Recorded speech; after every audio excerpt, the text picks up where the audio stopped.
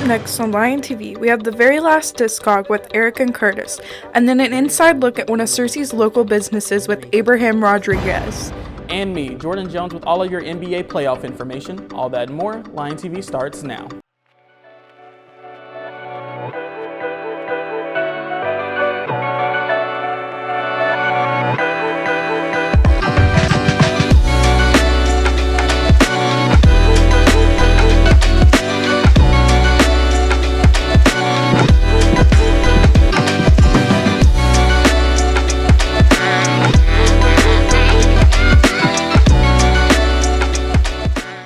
Good morning, Cersei. Hi, and welcome back to another episode of Lion TV. I'm Curtis Stevens. And I'm Eric Crowley. We hope everyone has had a great week so far. Now let's get into these morning announcements.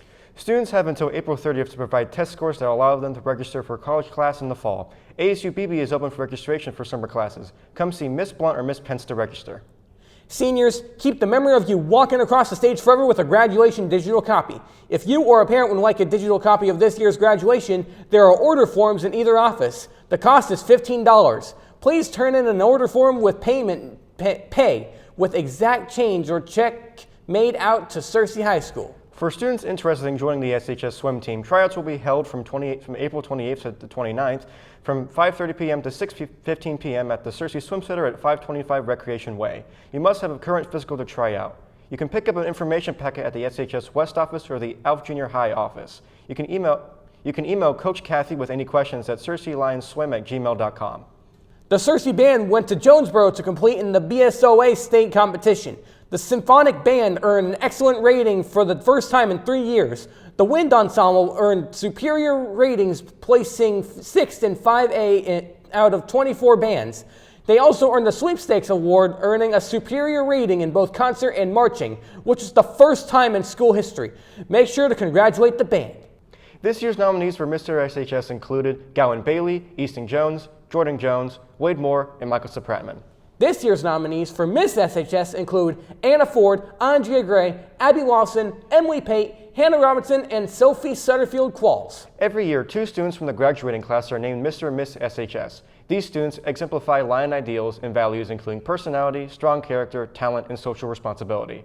The winners were Michael Sapratman and Andrea Gray. These students received the most votes for this honor. If you see them in the hall, congratulate them. Hey Curtis, don't you love local small businesses and what they do for the community? I do, Eric, and our very own Abraham Rodriguez has an interesting story about a tire shop here in town. Plaza Tire has been open for 62 years, where they work hard to provide top-of-the-line customer service. Steve Tucker, one of the managers, has seen what it's like in the shop for many years now.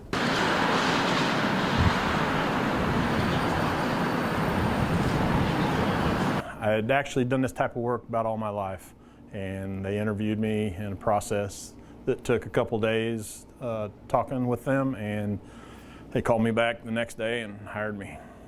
It can be tough days, but I mean, it's just, you got to work through it, take care of the customers. Generally, an average day for us here is 10 to 12 hours. Anything that I can do, you know, if there is something, I'll help out, you know, one of the mechanics or the techs. But that's what they're for. But most generally, you know, we can help if needed. At Plaza Tire, they believe it's more efficient to work in pairs. It gets their projects done faster, and they keep each other working. I'm a senior vice mechanic and shop foreman. We do the best we can. It's a good trade to get into. So wrenches, sockets, impacts, of course, pretty easy, to be honest. Some things are difficult than others, but we all figure it out. Jared Bacon is one of the mechanics at Plaza Tire. There is a lot that goes into this job, and he makes it look easy. The customer comes in, asks if we can do something, we always just say yes. I mean, we'll get it done. But they'll come in, tell us what they'd like to have done, or ask us if we can do it, and we'll write the ticket up, get all the information from the customer on their vehicle, print out a ticket, turn it to the shop, and have the guys grab the ticket in, next in order. Plaza Tire normally gets 10 to 12 customers a day. They never say no to a project, and they do all they can to make their customers happy. Plaza Tire will continue to take new customers and make the current ones happy. Back to you guys at the news desk. Thanks, Abraham, for those interesting details. Yeah, I'll be sure to head over there if I ever get a flat. The National Weather Service has confirmed that an EF1 tornado touched down in northern Pulaski County on Easter Sunday. The tornado began near Highway 107 at 4 Mile Hill and traveled northeast, affecting areas in southeast Faulkner County and northwest Lanoke County. The tornado dissipated in southwest White County near the community of Opal. With peak winds estimated at 105 miles per hour, it's been classified as an EF1. The path of destruction, which was mostly felled trees and some roof damage, stretched 11 miles with a maximum width of 500 yards. The survey team reported that most of the damage was to trees, many of which were uprooted. Structural damage was primarily due to trees falling on buildings, although some roof damage was directly attributed to the tornado's winds. The tornado, which lasted for 15 minutes, resulted in no fatalities or injuries. Pope Francis will be laid to rest Saturday after lying in state for 3 days in St. Peter's Basilica, where the faithful are expected to flock to pay their respects to history's first Latin American pontiff. The cardinals met Tuesday in the Vatican's Synod Hall to chart the next steps before a conclave begins to choose Francis' successor as condolences poured in from around the world. According to the current norms, the conclave must begin between May 5th and 10th. The Cardinals set the funeral for Saturday at 10 a.m. in St. Peter's Square to be celebrated by the Dean of the College of Cardinals, Cardinal Giovanni Battista Re U.S. President Trump said that he and First Lady Melania Trump plan to attend, and Argentine President Javier Milei is also expected. The Argentine Pope died Monday at age 88 after a stroke put him in a coma and led to his heart to fail. He had been recovering in his apartment after being hospitalized for 5 weeks with pneumonia. He made his last public appearance Sunday, delivering an Easter blessing and greeting followers from his Pope mobile, looping around St. Peter's Square.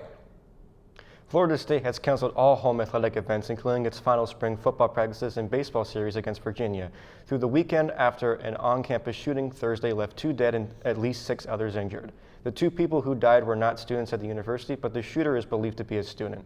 Florida State University Police Chief Jason Trumbauer said he was the son of a sheriff's deputy whose former service weapon has used in the shooting. The school sent out an alert around noon Eastern Time about an active shooter near the student union and urged those still on campus to shelter in place. Classes were canceled through Friday and all athletic events were canceled through Sunday. Along with football and baseball, that includes a softball series scheduled against Georgia Tech. The other events will continue as scheduled. Hey Curtis, the weather has been heating up recently. You're right, Eric. Good thing Warren Kemp has some updates for us. Good morning, Cersei. Let's get right into those weather announcements. Today you'll be having a high of 79 with scattered storms and a rain percent chance of 57%. Your winds will be southeast at 8 miles an hour and humidity will be 77%. Your sunrise will be at 6:23 a.m. On to tonight. Tonight you'll be having a low of 62. It'll be rainy with a rain chance of 68%. Your winds will be south-southeast at 4 miles an hour with a humidity of 94, and your sunset will be at 7:47 p.m. On to the almanac. Your last 7 days average has been a high of 87, a low of 42, a monthly average precipitation of 5.42 inches, and a month to date of 10.58 inches. On to the 5cast. Friday, you'll be having scattered storms with a high of 78, a low of 62, and a 55% chance of rain. Saturday will also be scattered storms with a high of 80, a low of 60, and a 34% chance of rain. Sunday will be partly cloudy with an 83 high, a 65 is your low, and a 22% chance of rain. Monday will be partly cloudy as well with 88 high, 69 low, and 7% chance of rain. And Tuesday will be a high of 86, a low of 66, and a 20% chance of rain. That's all I have for you today, Cersei. Now back to the news desk. Thanks, Warren. Hey Curtis, I'm starving. Do you know what's for lunch? I do. Today for lunch we'll be having golden crispy chicken strips, mashed potatoes, seasoned vegetable blend, classic pepperoni pizza, classic cheeseburger, ham and Swiss cheese sub, blueberry parfait, and milk. That sounds scrum-diddly-umptious. Make sure to thank our amazing lunch ladies for their hard work. Hey Eric, I haven't heard much in Discog lately. You're right, Curtis. Luckily, you and I are here to catch everything up. Good morning, Cersei. Hi, it's Curtis Stevens. And Eric Crowley. And let's all get ready for new discography starting right now.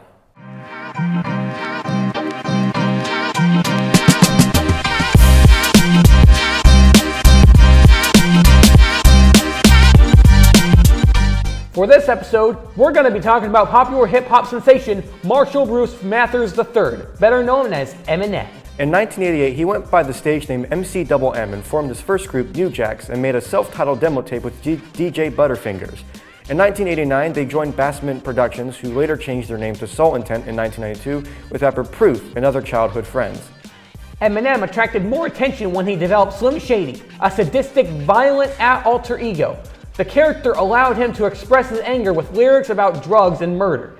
In the spring of 1997, he recorded his debut EP, the Slim Shady EP, which was released that winter by Web Entertainment. After Eminem released the Slim Shady LP, he started his own record label, Shady Records, in late 1999. Eminem looked for an avenue to release D12, and his manager, Paul Rosenberg, was keen to start a label, which led to the two teaming up to form Shady. Now let's get on with his albums. In 1996, he released his debut album, Infinite. It is not known exactly how many copies Infinite sold. Eminem stated in his autobiography, The Way I Am, that it sold maybe 70 copies. However, other sources stated that the album sold a few hundred copies, or even 1,000 copies. Eminem's overall disappointment with Infinite's lack of success inspired him to develop his famous Slim Shady alter ego, which became present in his later works. His second album, the Slim Shady LP, released in 1999 and was recorded at Studio A at 438 Mile Road in Ferndale, Michigan. Guilty Conscience is a concept song featuring Dr. Dre. The song focuses on a series of characters who are faced with various situations, while Dr. Dre and Eminem serve as the angel and devil sides of the characters' conscience, respectively. Forget getting divorced, cut this chicken's head off! Wait, what if there's a good explanation? His ninth album, Revival, was released in 2017. The lead single, Walk on Water, was first performed by Eminem at the 2017 MTV Europe Music Awards on November 12th of 2017, with co-producer and writer Skylar Grey on vocals. Both performed the song in a medley of Stan and Love the Way You Lie on Saturday Night Live on November 18th. I'm not Godson, Nas, Rakim, Pac, Big, James, Todd Smith, and I'm not Prince. He then released The Death of Slim Shady in 2024. Clash stated that, quote, "The Death of Slim Shady coup de grace doesn't feel like an ending, but neither does it feel like a continuation," and later stated that it features some of Eminem's best rapping in decades. Good to know he's still going good with his raps. Now I want to know what our folks at SHS think of him. Let's go. What is your favorite Eminem song? Lose Yourself. Lose Yourself. The Real Slim Shady. I'm Slim Shady, yeah, I'm the real Shady. Well, Cersei, this has been Discography. We've had a great time sharing with you the discogs of music artists, hence the name, but for now, we better wrap this up. Wait, what are you talking about? It's our last discog, remember? As well as my very last time ever hosting the segment. Oh, right. Thank you so much for your support for our segment. Remember to keep on having a rocking, rapping, popping, and wonderful musical day, Cersei. This is Eric Crowley signing off for the last time in this segment. And Curtis Stevens. Thank you all for watching the show. Now sending it back to our Angus at the news desk. Farewell, everyone, and peace out. I can't believe that's the last discog. Yeah, I'm gonna miss this segment a lot. Hey Eric, there's some interesting predictions coming up for the upcoming NFL draft. That's correct, Curtis. Good thing Jordan Jones has all our sports updates for this week.